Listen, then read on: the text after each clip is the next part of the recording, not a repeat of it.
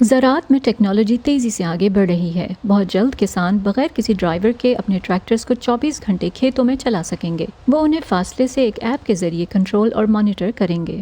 جب یہ ملک وجود میں آیا تھا تو 50% امریکی کسان تھے اور اب تعداد 1% سے بھی کم ہے۔ اس کا مقصد کسانوں کو کم وقت میں زیادہ پیداوار کے حصول کے طریقے فراہم کرنا ہے۔ جان ڈیئر کمپنی کا بنایا ہوا خود کار ٹریکٹر کمپیوٹر ویژن، مصنوعی ذہانت اور GPS کا استعمال کرکے لگاتار کھیت میں کھدائی اور بوائی کا کام کرتا ہے۔ لیکن کیا چھوٹے اور بڑے کاشتکار ان کاموں کے لیے خود کار ٹریکٹرز پر بھروسہ کرنے کو تیار ہوں گے؟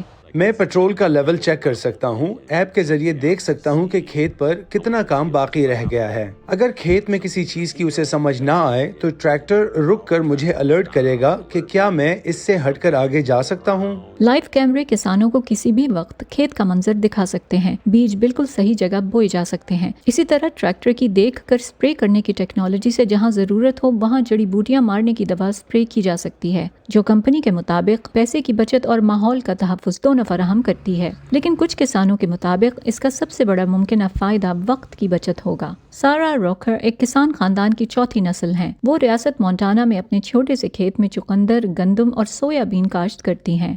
The big difference between what I currently have with my GPS driven tractor. میرے موجودہ GPS کی مدد سے چلنے والے اور مکمل خودکار ٹریکٹر میں سب سے بڑا فرق وقت کا ہے۔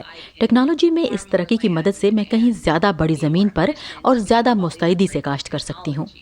کاشتکار خاصے روایت پسند ہوتے ہیں، لیکن مجھے لگتا ہے کہ جب وہ اسے ایک بار ٹرائی کریں گے تو وہ اسے قبول کریں گے۔